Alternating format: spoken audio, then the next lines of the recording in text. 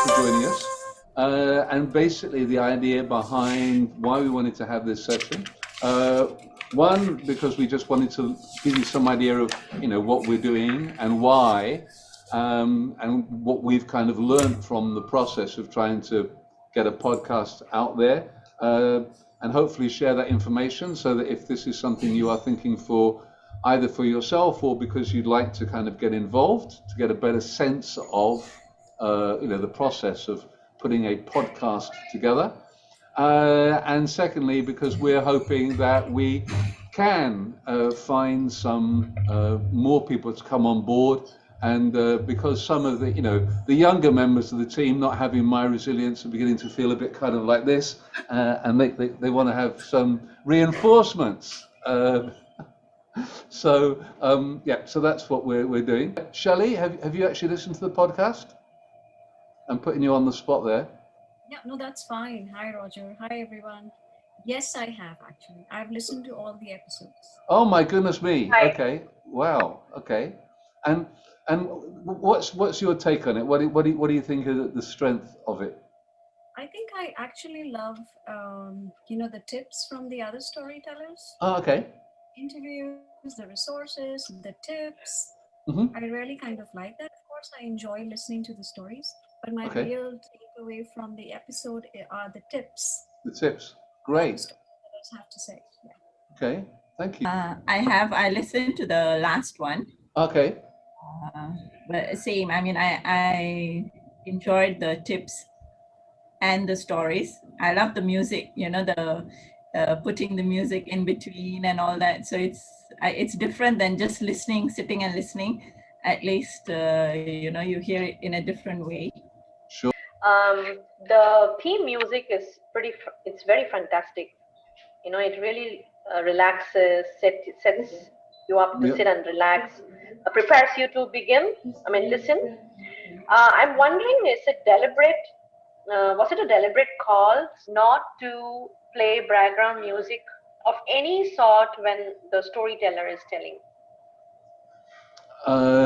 Because it's just so, some of this, it's the difference is just too vast, very significant, because Okay.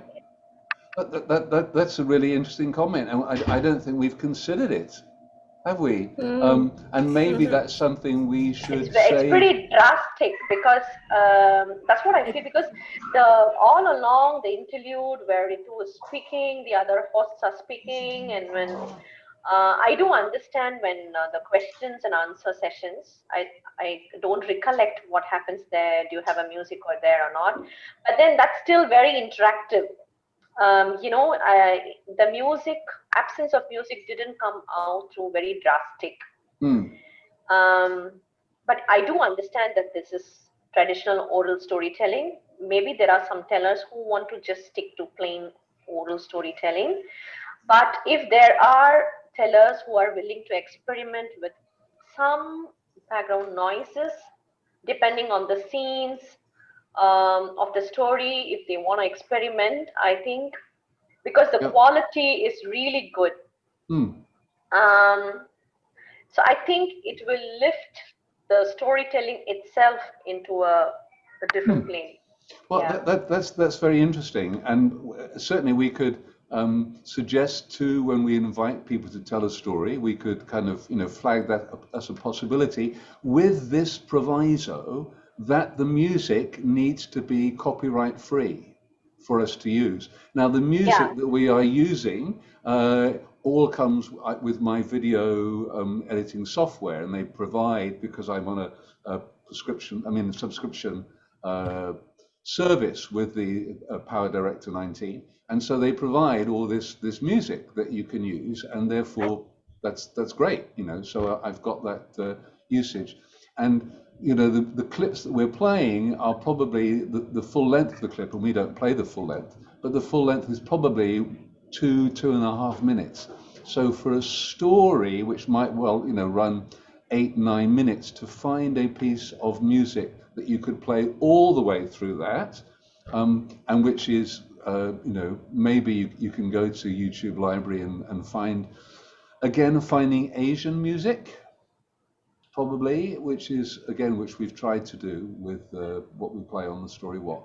So finding something that is culturally appropriate to the story would be a challenge. But I take the point that you are making, that perhaps this would be a good value add. There May I are, jump there in? could be, yeah, Kripa. As far as the music within the story is concerned, I really think it's up to the like sound effects kind of thing. It's really up to the storyteller who's giving us the story and their style. So Yes. all of us do act as backup storytellers in case we don't, meet a deadline. So one of my backup stories that I did give for episode 2 had everything that you're mentioning, that or echoes. I had used technology Mm. to do a lot of playing around. So that's really up to the storyteller. I don't think we as editors have ever looked into changing or playing with that too much for now. It's Okay, also so very much. only And we episode haven't 3. considered a constant background music either. No. Yeah, I agree. I think it depends on the teller's comfort. Unfortunately, I didn't listen to this episode 2, so I'll go take a look. Thanks, Kripa. It's also very much a taste thing. I did a story from Iran, and it begins with a huge sandstorm, a big wind that blows through at a particular time of year. And so, of course, I recorded it without, and then I added the sound effect. And some people have broadcast it with the sound, and others say, no, we like just using our and they prefer it clean. So I think it is also a taste thing, perhaps, for the listener. That's great, and I wasn't expecting to get into this kind of comment straight away, but that's great. Maybe let us just get through what we wanted to say first, because I'm really hearing what you're saying about the tips. So I think it's good that we kind of share what we've tried to do and what we've learned from the experience. So when the kind of driving idea behind this was we wanted to create a chance for Feast members to be able to learn something about podcasting. And in the wake of Ritu Partner's excellent webinar last December, and I said to her, look, why don't we do this? This would be a great chance to try and put into practice the skills that you've been talking about. And so we wanted to make it a very practical, very cooperative, because again, with the 6 of us who kind of signed up at the start, we thought it'd be good if we can share the load, which is why we always have 2 hosts in every episode, so that it doesn't kind of fall very heavily on one person's shoulders, and it really just depends on the episode and where the 2 hosts are at that time, who does what in terms of putting the program together. And for that certainly worked very well, and it led to one of the features that we have in the program, which is where we get into the pantry. We wanted to go with the whole kind of food analogy because we like the idea of the Story Wok, and we share our different experiences and those tips. And again, this was a question that was posed very early on. What kind of program do we want? Is it going to be just telling stories, or do we want to make it, a program for storytellers or wannabe storytellers by storytellers? And that's the way we've gone, but that's not to say that it has to be like that forever, and that it can change and evolve. Okay. Shireen, would you like to carry on and talk a little bit more about the format before I steal all your thunder? Thank you, Roger. I think that was a good, sort of into this topic, getting into this topic. I'm so glad many of you have listened to the podcast, and I'm sure you all have feedback to share. And so do share with us what that feedback is. But I'm just going to give you an overview of the process of some of the things that that are important to the podcast. Some of my other fellow podcasters will also talk about other topics, but I really just want to touch on, when we came together, what are some of the questions that we, that we thought about?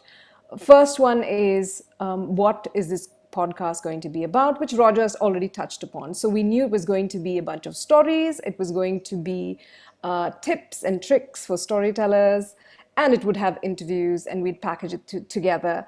And some of them have themes, so they could be themes based on certain countries, or it could be themes based around feast books. So going with a thematic idea ties all of these things together. So that was that. Then obviously we needed to decide on the frequency. We decided that this was going to be a monthly podcast, and we were going to release it at a specific date every single month. And it is the 20th of every month. Am I right? 19th or 20th of every 19th, month. yeah. And we stick to that. So that 19th of every month. So we stick to that. And it's a cycle. And obviously we have to work, let's say about 2 months in advance for each. So we're not really, I'm talking about an ideal scenario here. There are moments when we're literally editing right to the last second before it goes upload. But we really start working on the content earlier because we need to reach out to storytellers and make sure follow-up takes a lot of time.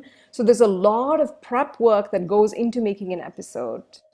So you only hear the episode, you don't see the 2 months of work or a month and a half work or follow-up that's gone into this episode. So obviously the frequency, monthly, comes out every 19th.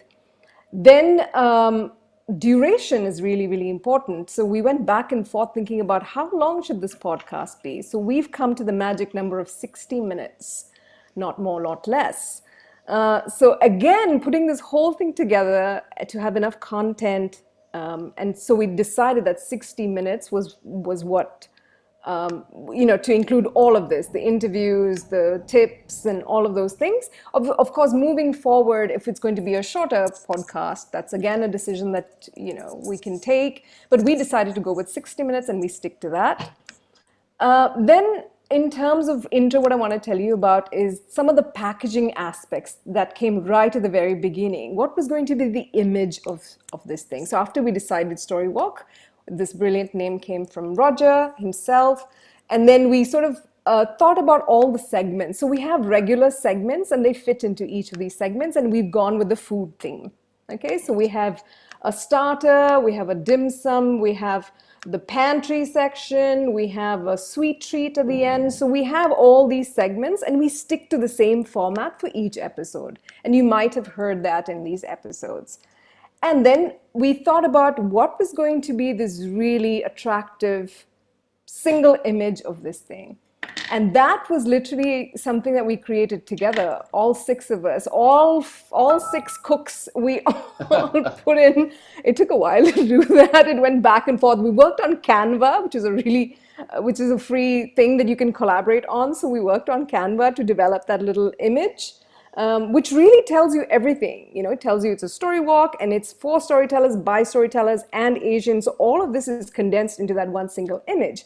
And after that, we had to think of the intro about what this was going to be. And that's already pre-recorded, and we keep that.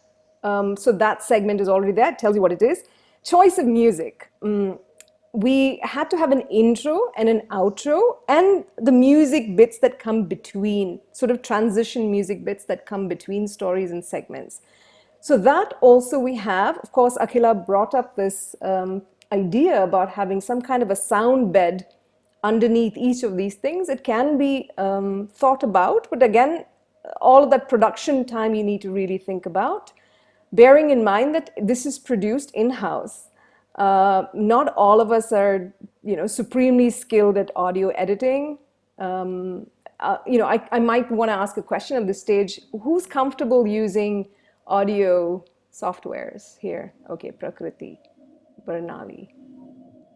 Okay, that's good. That's really, really good to know, because then otherwise you'll have to sort of learn some kind of editing software, because we don't outsource this thing. It's all done by the host and the co-host.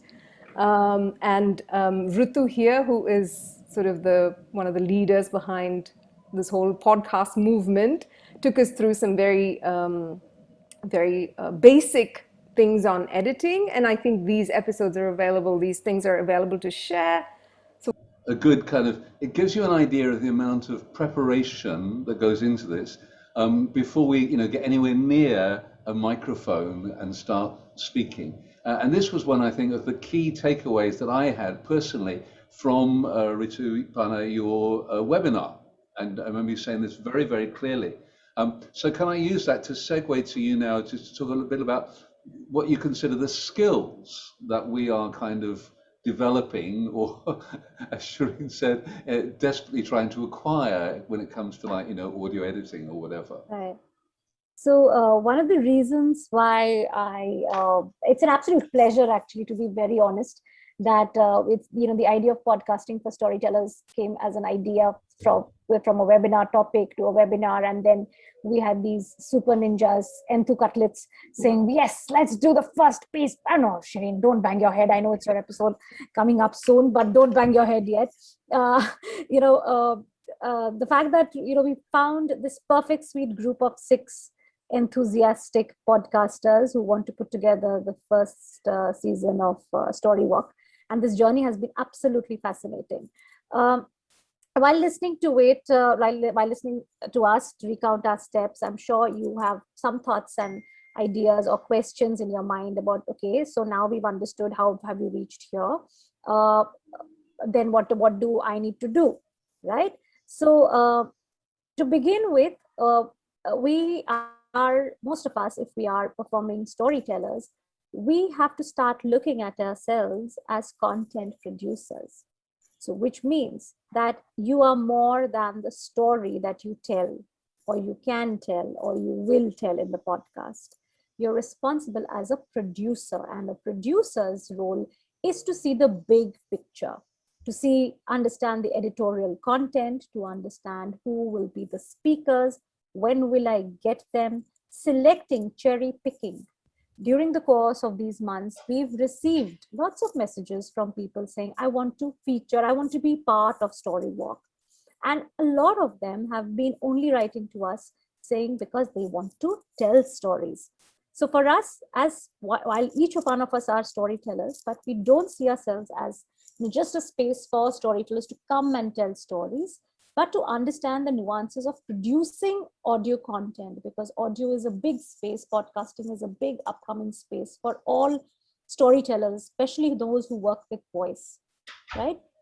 The first thing that, of course, you need to understand the editorial line of what will it be like, what will be the flavor of my episode, what is the finer things that if I were to have a guest, if I want to interview, how do I really interview, get into the skin of that storyteller and understand what makes her tick, or what is the story behind a certain festival.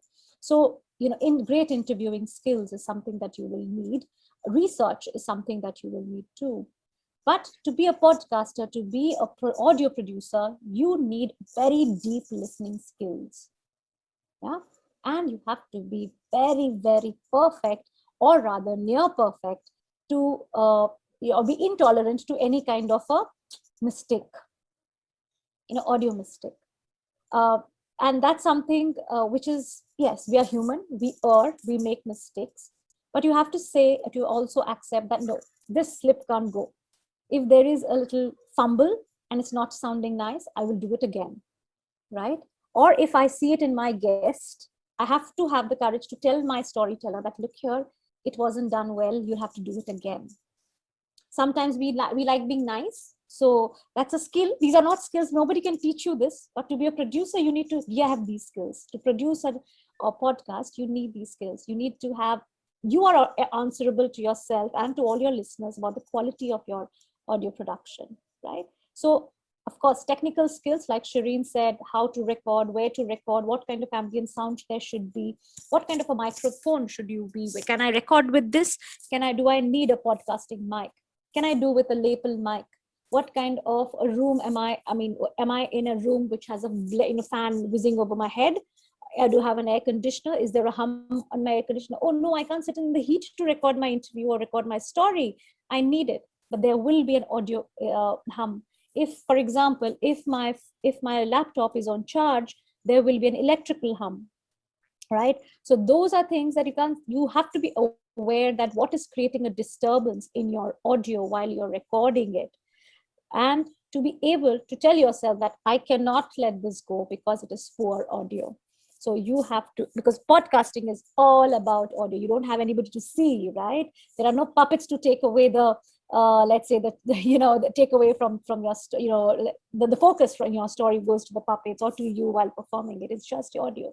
So if your audio is the only thing you have to master and perfect.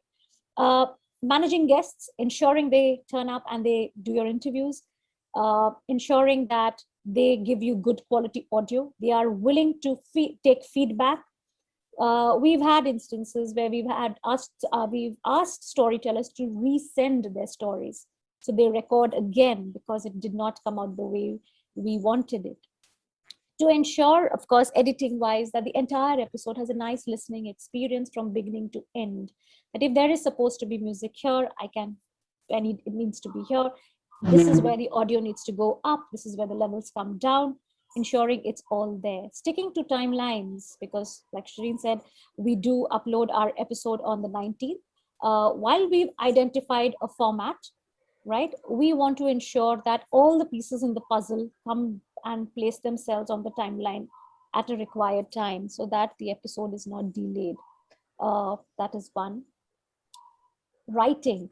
Yes, podcasting is about writing. So you will have to write an introduction, an outro. How will you introduce your guest? What kind of chatter will you have between yourself and the co-host? The host and the co-host are not really, it's not anyone is higher than the other. They are just partners in producing an episode together, and they share responsibilities of interviewing and editing. So it's a joint effort from beginning to the end, and they both own that episode. So all the responsibility is there.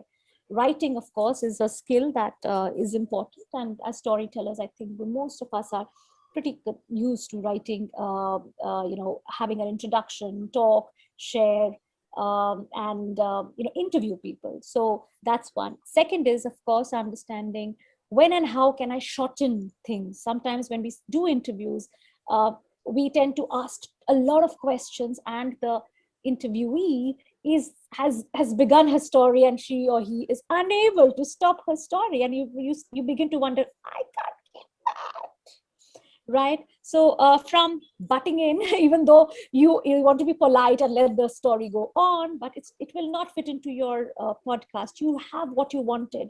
So keep an editorial, a sharp mind, even while you're doing interviews, so that you can stop your guest and say, if I may interrupt, I'd like to come in and ask you another question. And you keep it till there. And even if you haven't been able to do that, the editorial sense to clip an interview while editing it on your timeline, that's another skill that you will need. While we've been doing interviews, technically we've sort of tried various things. The easiest way, like we say, is that you record it on Zoom, use the Zoom audio. My producer's hat says no, it red flags that Zoom audio, because it is depending on the internet, and sometimes the internet blinks. It's not good quality at all. But we are sort of right now exploring things like Riverside, which is an external software where you and your host, it's like Zoom, so you can give a Riverside invite to your guest. The guest logs in and you record there. It's just that it's high definition and it's recorded at a different location. It's much better. It gives you a transcript, so you can also edit using that transcript. So it's a specific software made for online interviews. So we're exploring that, isn't it, Roger? We're exploring a subscription that the podcasting team will have access to as we go along. We are exploring it for Fest as well. So things like that. We've also done local recording. So if I'm interviewing somebody, my interviewee is recording her audio on her app and on her phone, on her recorder, and she sends me the audio clip, and then I will use it to edit my timeline. So we've done that as well. So having that kind of a discipline, saying that this is how it needs to be. Am I missing anything, Roger? No, I think that's very good. I'm really pleased that you're highlighting the soft skills, if you like. And it is a challenge. Let's say you're interviewing the director of a storytelling festival, and you ask them a question, and so of course they are now responding, and probably they don't say it concisely, and you let them finish, and then you say, okay, that was great, I really love that you said this and this, could you now say it again, and instead of taking 3 minutes, please do it in 1 minute. And so they then go through it, but because they've had a chance to say it, they now know what they want to say, and they'll be, conciser the second time around. Usually, not always. So I think this has been a skill we've all been learning. And the other one too is, I think, as storytellers, although we don't learn our story word for word, most of us, but you certainly know what's coming next, and so it's not spontaneous. And perhaps this might be a challenge. Some of us find it very easy to improvise and to speak and go on talking and talking and talking. And for other people, perhaps that's more challenging, bit deer in the headlights when the microphone's there in front of you and you're kind of like, and so trying to find a way to match that. And perhaps that's where the need for scripting that Ritupana has just highlighted becomes important, because then you have got the words and you know what you want to say, and you're not fumbling to find the words that you want to say. In the skill set, I just came to me while Roger did that amazing improvisation a bit, is that I have had the opportunity of working with several voiceover artists in my career, as a television producer and as an audio producer, and work with several storytellers as well. You will be surprised that a lot of storytellers are very good performers, but they're not great voice artists. It's going to come as a surprise to some of you if you aren't very clear about it, because they may know how to stand before an audience and do all kinds of histrionics to tell a story, but a microphone and not having an audience in front and just using one's voice to emote, to create a colorful let's say imagery, is a challenge for many. And as a producer, as a storyteller, one has to be aware that where is my guest fumbling. Sometimes your guest, you yourself as a host, as a co-host, may find that I'm getting repetitive in the way I'm talking, right? So you have to not see a podcast, you have to listen to a podcast and be able to judge whether my guest or I as a host, am I using my voice to its full capacity? Is it a colorful voice, like I said? Over to you, Very Prabha. true. Which brings me right into my segue about what I was going to say about myself. So when we started, I'll give you I have 6 points that I want to say before I make my other points. Okay, short points. So Roger and Ritu gave us this very strict advice about quality. So I was the backup storyteller, like I said, for episode 2. So I really did do my homework. I was diligent. I recorded multiple times the story that I had. And then I thought, okay, wow, it's great. Let me just send this across. And Roger came back to me saying that, Kripa, you're swallowing the ends of your words. And I was like, what? Is there even, does this even exist? So that was a learning for me. So I'm just going to put the things that I learned in the last 4 or 5, 6 months, because this has been an excellent learning ground for me. One, Ritu really kind of pushed me to buy a mic, and it did wonders. And then problem number 2 came when I realized in a conversation with Shivani here that I was using the wrong kind of mic. And then Shireen said, okay, get into your closet, put a bunch of clothes around you. And she actually took me into her closet and showed me how I would record. So I have set up a cupboard recording studio and I look really awkward. My butt is sticking out in the back, but that's how I do my recording. I take the pains and the efforts. The third thing, which Roger mentioned, was asking guests to stop and reiterate what they said. Right? That's another thing that I learned, that it's okay to ask guests to do that. And kind of guiding our interviewee in terms of even technical aspects, which is something that I did with Richard yesterday when I was convincing him to get his recording done on his own phone. So which means I needed to do some homework to prove and convince the person sitting through my Zoom screen that it's possible and to get it done. And of course, Richard was very kind and patient with me, and we did it that. Now, the first homework that Ritu Parna gave us was listen to a bunch of podcasts. So in January 2021, that was when I downloaded Spotify on my phone, and I listened and listened and listened, and I listened a lot. And then I was convinced that conversation style is the way to go. So even before starting, these were some of the things that I did to get in, which brings us to how are we going to take this forward, and what will the structure look like for the new team? One thing which we had a lot of liberty with was the structure of how we're going to do this together. So we came down, brainstormed, and the format that you see now is the format that we put it together. But we would like you to take this format and play with it, scrub it completely, or keep the parts that you like, or come up with the new format of your own, right? Now, what we would like to have is, or mandatory is, of course, it should be Asian stories. We are showcasing the tellers of peace, the members of, and all our partners of peace, like our institutional members of peace. So this we would like to remain. And the duration of the podcast. Now, we agreed amongst our team that we would like it if season 2 stayed to 60 minutes. So these are the 3 requests from season 1. But that's pretty much it. That's what I had to say. So Thank you. I learned a lot, and I think that it's a lovely learning ground for you to really experiment, learn audio, get it edited, and then see how awful you sound, and then do better. Great. Thanks, Krupa. Okay, I'm just trying to get the image of you with your head stuck in a closet and your butt sticking out the back. Very good, very good. Roger, I think we have some questions from Chitra and Prakriti. Okay, all right, let's take the questions. Yes, Chitra. Yes, hi, this is Chitra here from Bangalore. So I have heard some of the podcasts, would like to be a part of it in some capacity. I do want to know that when we tell stories, typically we're telling, we're not reading.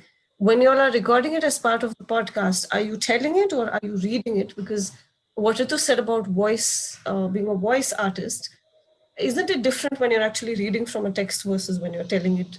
I just want to understand that a little better.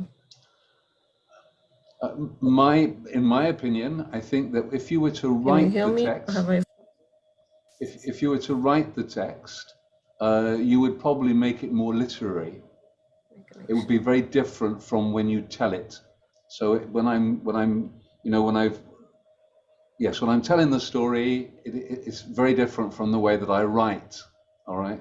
So that would be a concern for me, that if you were, yes, it would perhaps give you a fluency because you've got the story written down here.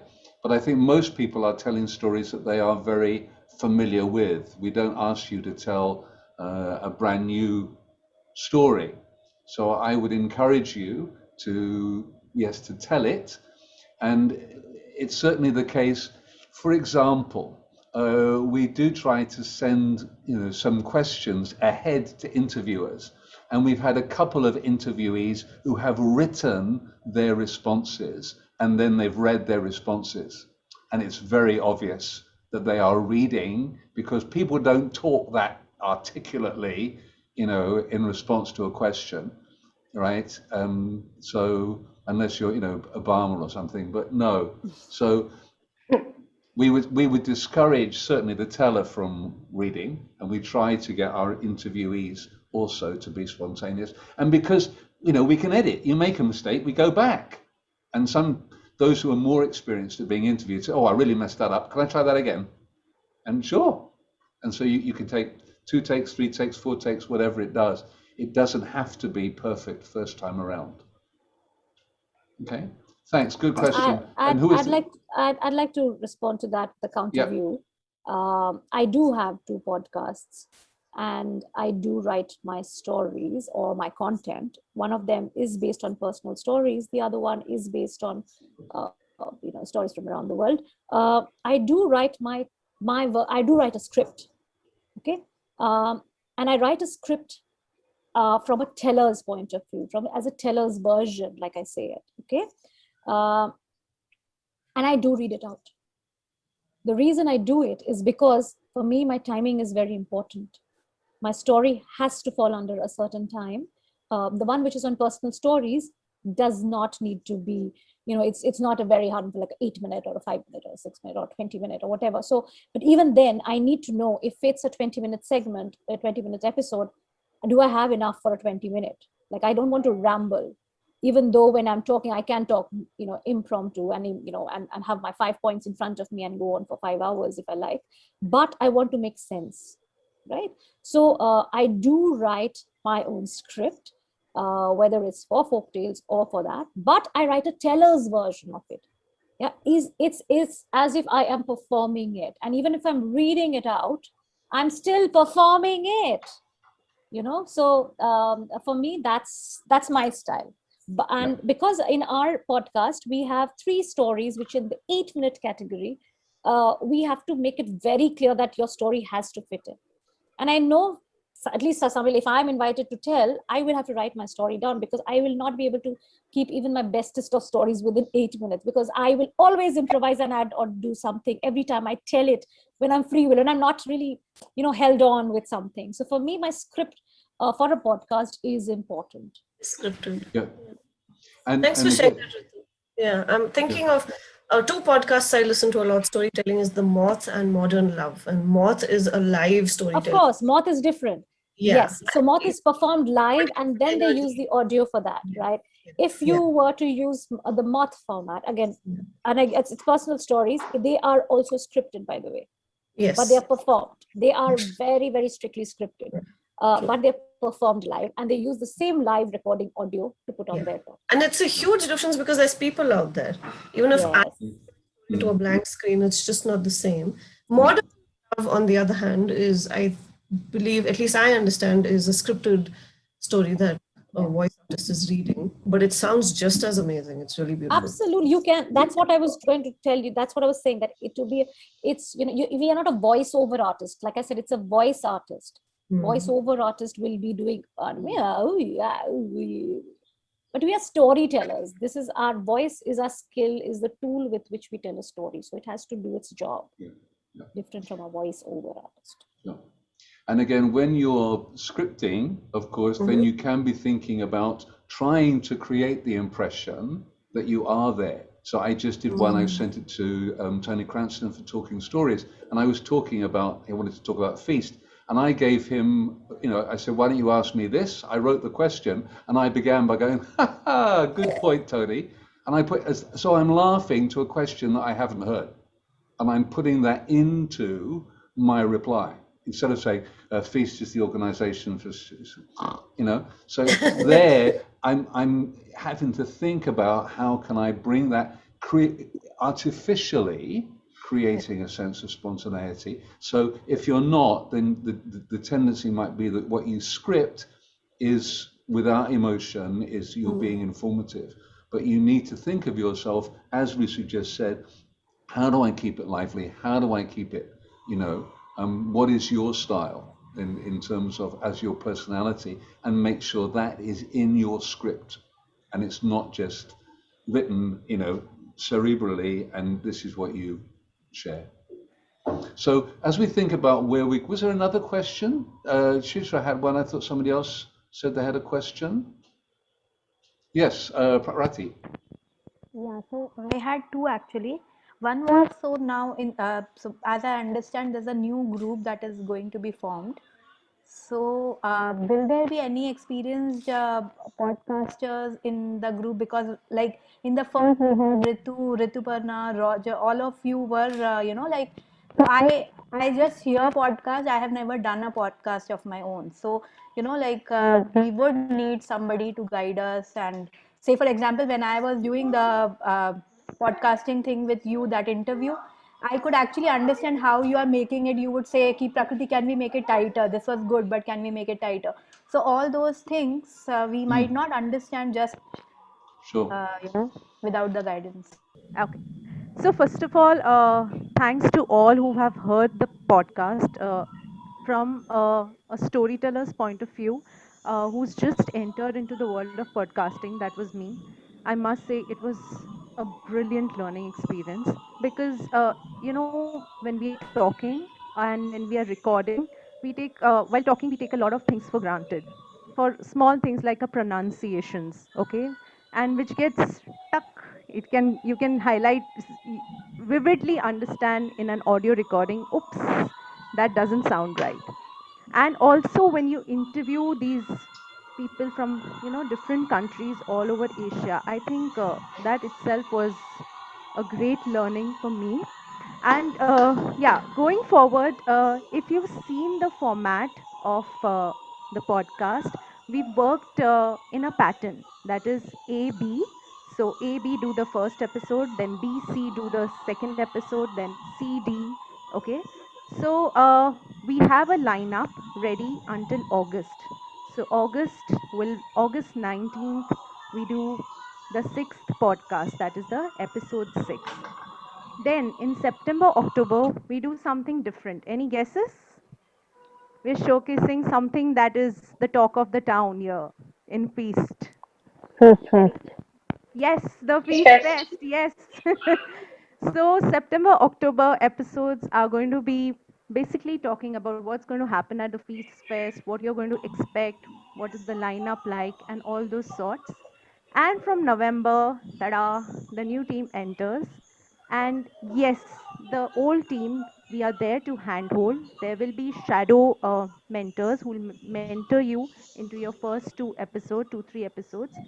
And like Krupa said, the format of the podcast is dynamic. We would like you to, stick to the format as much as possible, but we are open for new ideas to come in and to see what can change in the podcast. So that is when the new ideas flow in, we can decide what the format will look like and how it will go forward. So this is what the plan is like right now. So anyone who So wants to learn about audio and podcasting, trust me, this is a great platform to jump in. we want to bring you in now. That's why we're having the meeting now, so that in July and August you can be part of the team, and we would put you in there so that you're seeing how that's kind of put together. And then hopefully in for the September and October, we're planning that we will have some stories. We ourselves are going to share a story for kids, a story for adults, and a story in mother tongue and bilingually. So Shireen and I, for example, are going to work on a story in Hindi and English together. So we're demonstrating those 3 streams. So that's half the program that we can pre-record, because you can imagine Krupa and myself and Ritupana are going to be out because we're going to be so busy with the fest itself. So there will be, in order you'll be able to practice perhaps doing an interview with somebody, with a storyteller from the fest, and so it'll give you a chance just to do something and to feel that you are contributing for the September and October programs. And then November, December, we'll look to kind of continue this transition so that by January 22, we might be talking about season 2 of the Story Wok, and then you would be much more in the driving seat and taking it forward.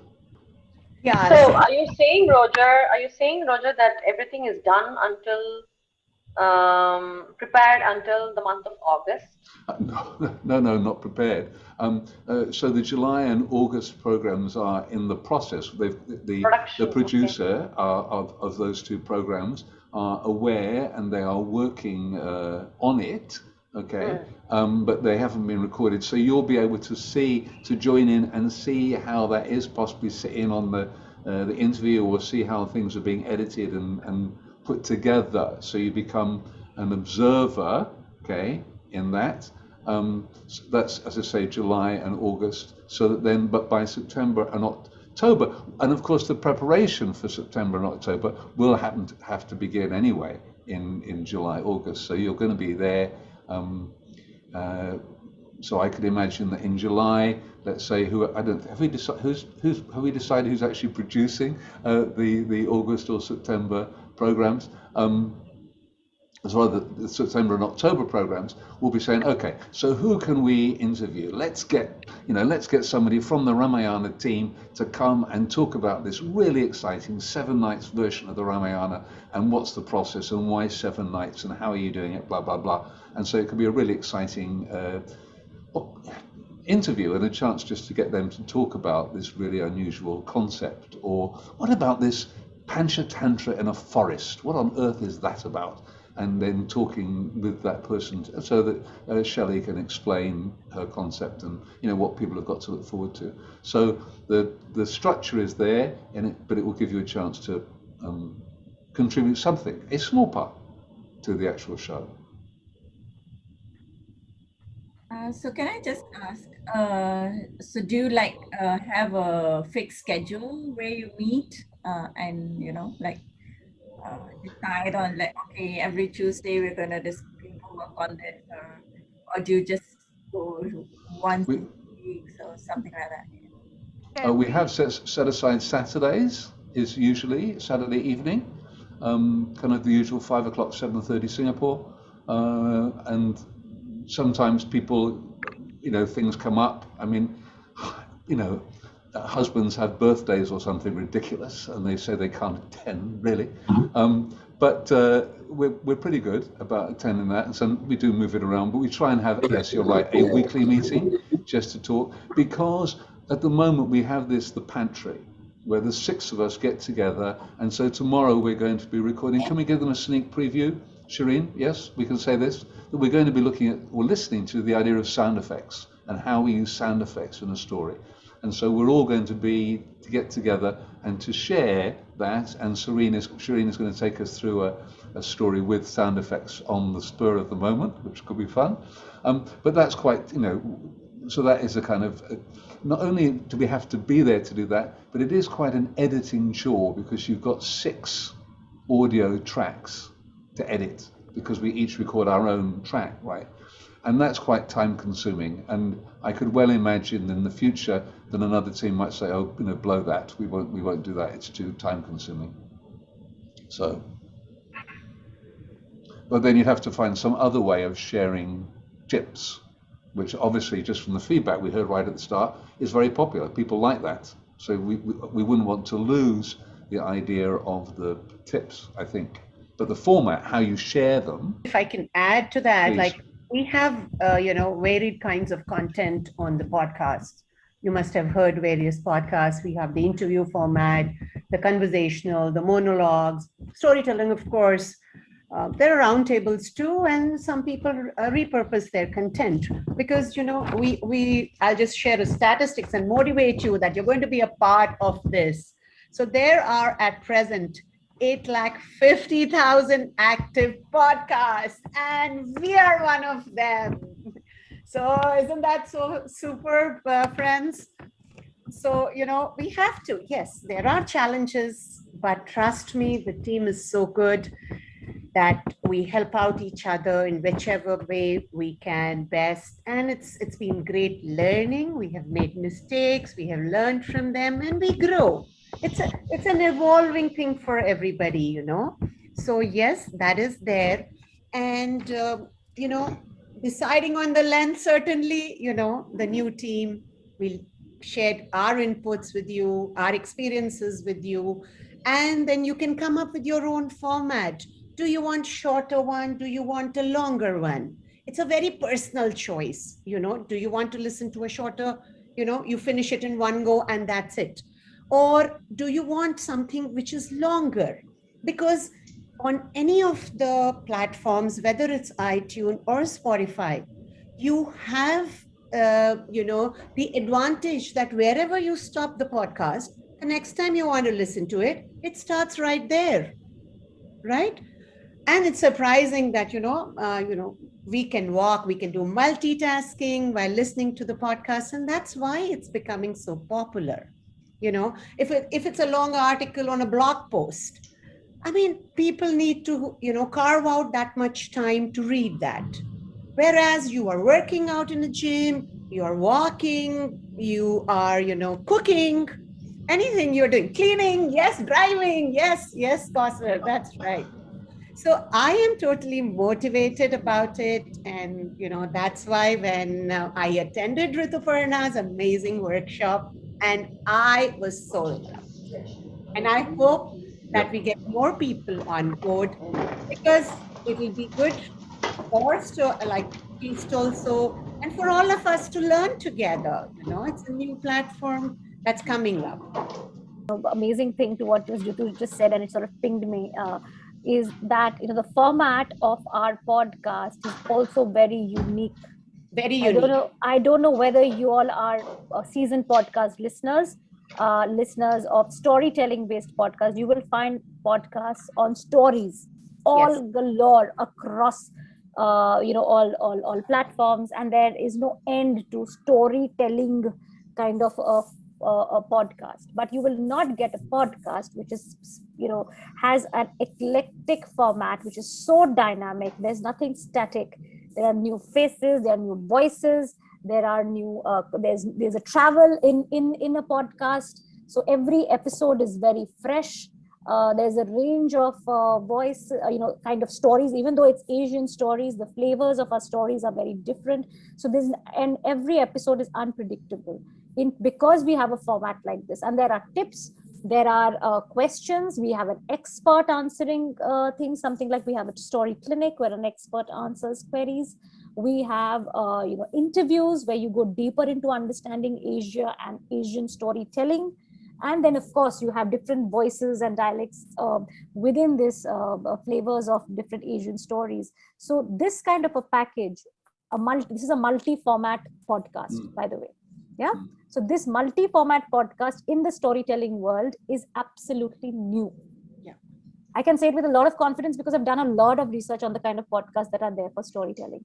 And another beautiful, winning point for us is that it is being produced by storytellers and producers spread across a geography with a common purpose, which is that Feast gives us, right? We are Asian storytellers, and we take pride in portraying Asian storytelling from different parts of Asia. That itself is, again, a very new thing. I have not seen, even NSN doesn't have a podcast. No. The podcast is really advancing so many of Feast's objectives as a cooperative venture, something that celebrates a lot of the dynamism of Feast as an organization, the diversity, and bringing us. I was hoping, Ritu, that you were going to share some of the strange places, because you can get the analytics of where this is downloaded. Some out of the way places and surprising places that have quite a number of listeners. So, and it's not just in India, but we're picking them up in odd places of Europe and strange towns in America. It's just extraordinary where people are actually listening to the Story Wok. So I'll give you an inside tip. I'm sure Krupa is working on some kind of devilish competition in which you'll be asked to identify which towns have actually got Story Wok listeners in. Sorry. Yes, please. So I was just wondering, do we have any kind of best practices, document or something that we can refer to in terms of, what are the things to keep in mind? What are the equipments we should have? Mm-hmm. Yes, we have that. We have a sort of a rundown, let's say, a document which talks about the roles and responsibilities of the podcast producers. And in terms of technical requirements, yes, the team which will come in next, we will sort of handhold you into, because there will be a podcast producers that you will shadow, and you will see what kind of microphone do they use, how do they edit, what are the steps they take to interview. You will shadow them and you will learn on the go. Plus there is the if you haven't watched the podcasting webinar, I recommend it highly, not because I did it, but because it sort of prepares you about what is podcasting in case you are new to it. If you don't have a podcast of your own and you just heard it, then just go deeper into it. Why are we podcasting? So that will help you understand. Another one, software which Ritu Vaish has recommended, is Descript, which we haven't got it, but I think we will. which when you upload your audio or your video, it automatically generates a transcript, so that what you're editing, instead of having to listen, you're actually reading the transcript, and it says, so I was going to the and you just highlight the click, and it's taken out. But the beauty is that it doesn't, you don't lose it. So if when you're editing and you decide you want to take this paragraph out to shorten it by 33 seconds, but then later you think, actually I've got 33 seconds, and you want to put it back in, all you have to do is unclick that edit and it's saved. Whereas in normal audio editing software, the moment that you do cut, it's gone. And if you then do another cut, you will have lost that first cut, And so Descript seems a very powerful way. Yes, it struggles with some words. What was a Panchatantra came through as a punchy. I'm going to tease Meher on that. Meher became me here. Here, So, proper names it struggles with, it doesn't recognize, but it's probably 95% accurate. And they are working apparently on a beta system where you could actually go in and highlight and says take out every and it would do that, or every sort of, or kinda, and it would just take it out. And it's surprisingly accurate. When you listen, it's gone, and you think like, wow, neat edit. And it's so much easier to work with the text than having to just, you're looking at the waveform to do. Just to understand my next steps, this is Akila Roja. Hi, Akila. I wanted to ask, so as a host, person A and B, when they work on one particular episode, I understand from this meeting that the majority of the work comes to them. So that A and B, they do the audio editing as well, isn't it? Yeah. The planning, the writing, the content planning, the questioning, interview. All the work. Everything. Yes, everything. Everything. Okay. Everything. That's why you are the producer. No, but then the team is so fabulous. See, I was very new to storytelling and I didn't know too many people. But the team pitched in, okay, you can contact these people. You can contact these people. So yes, of course. So we get a lot of. The ideation happens with the entire team. The content can be developed and decided prior when you meet at your regular team meetings. But yes, from start to end, to produce, to host, to contact the concerned people, interview, scripting, editing, all that is done by the hosts of that particular episode. Yeah. The benefits of that. So if you are now deciding, well, I'm going to interview the director of the Penang International Kids Festival, right? And she's getting to know you on a first name basis, so that when you then next year send in a submission, you can say, hi, remember I interviewed you for the feast? And I'd love to come and tell the story. And you did ask her the question during the interview. So what are you actually looking for? Okay. And of course, you don't hear the bit that we cut out in which she's kind of saying, look, please, please, please bring me. That we didn't put in. But you know what I mean? It's giving you these contacts with people, with other storytellers. So it's introducing you to storytellers that,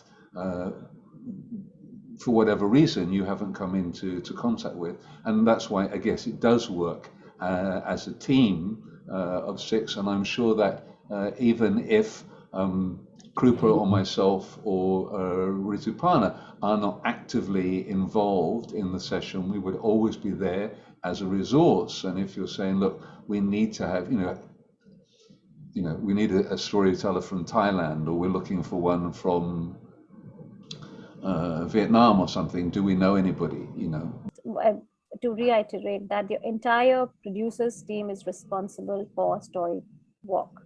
So it's always a joint effort.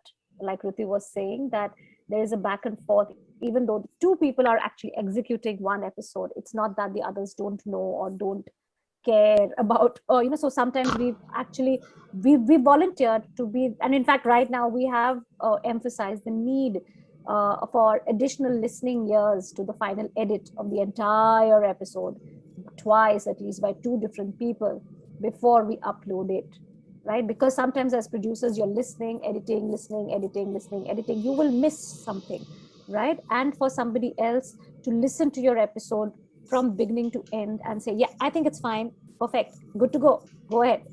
So that's where your co-producers, your other producers, they know the content, they understand what it is. Sometimes the stories come beforehand, we share it with each other and say, is this all right? And somebody will say, no, I think there was a mistake. Oh no, I can't hear it too well, there was a rustle of the page, so we'll have to remove that.